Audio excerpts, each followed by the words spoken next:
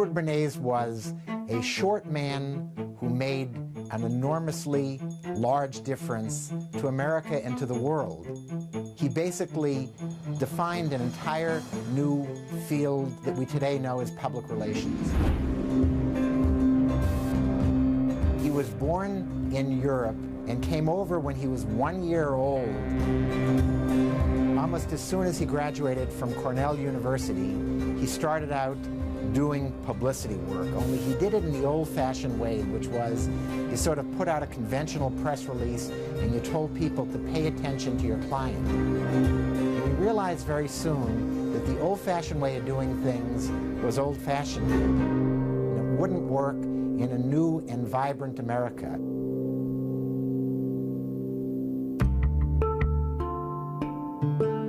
Bernays was Freud's nephew, but in fact, a better way of characterizing it was that Sigmund Freud was Eddie Bernays' professional uncle, which meant that 5 minutes after you met Bernays, he managed to drop into the conversation something about Uncle Sigmund. Sigmund Freud was a defining influence for Eddie Bernays in the sense that when Bernays took on a client, he thought about who the client was trying to reach and how he could understand the psychology of behavior of the American public to make it easier to have the public respond to what his client's interests were.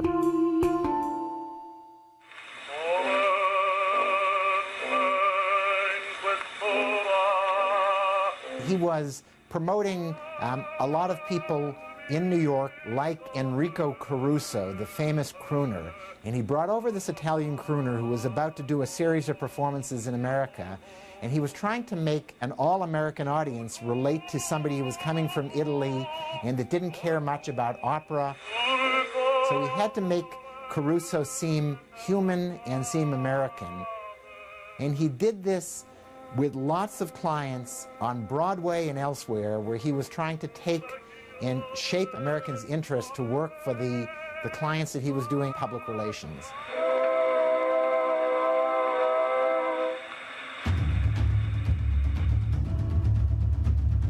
Woodrow Wilson realized that he had to rally the nation for this enterprise of World War I, and he had heard through various people there was this young guy who had made a hit on Broadway in terms of what he could do for crooners and for actors and for others, and they thought, why couldn't that same thing work for something bigger, like going to war?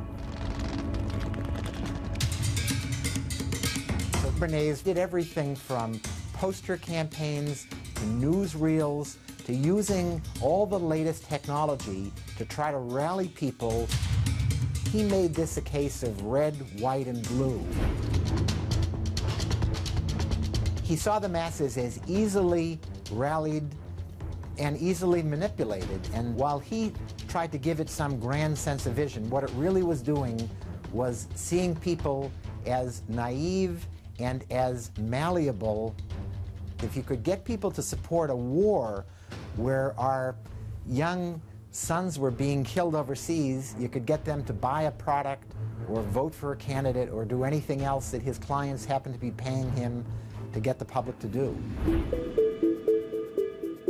Bernays' crowning campaign was, at the beginning of the time that Edward Bernays was brought on to work for the American Tobacco Company, the mindset was that it was socially taboo for women to smoke. It was an unladylike thing. And so when American Tobacco Company hired him, they said, if we've got only half of the population, the male half, smoking cigarettes, if we could get women to smoke, we could double our sales. First thing that Eddie Bernays did was he hired a disciple of his uncle Sigmund Freud's, a Dr. A.A. Brill, and he said, tell me why women aren't smoking now. And Dr. Brill said, it's very simple. It's a social taboo. If you could somehow make it seem that it was noble and socially acceptable for women to smoke cigarettes, they would no longer have a taboo against doing it. And Bernays said, that's brilliant. And he figured out the best way to do that is to take the holiday that represents sort of freedom and liberation which was Easter, and create a great public event to rally women to thinking about cigarettes in a new way. So he got a bunch of debutantes on Easter Sunday to march down Fifth Avenue in New York, and to, as they were marching, to light up their cigarettes. And he termed what they were doing, they were lighting what he called their torches of freedom. And the next day in newspapers all across America, there were what the press described as women shaking off the shackles of this social taboo and lighting up cigarettes that were an expression of their newfound freedom. It was so irresistible that an entire segment of the population changed their behavior overnight.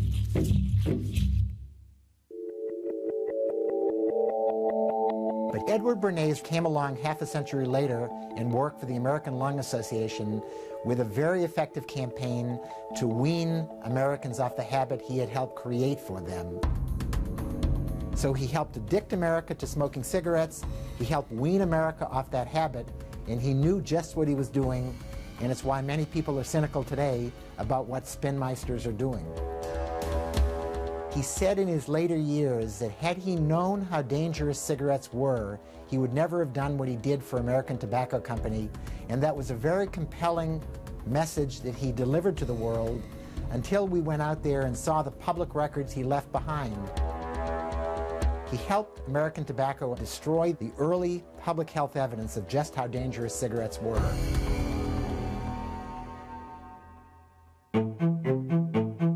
In the 70 to 80 years since Edward Bernays got going, there's never been a spin master in the history of America and probably in the world who has the kind of ongoing impact that Edward Bernays has today on everything from the way we buy, to the way we vote, to the way we think.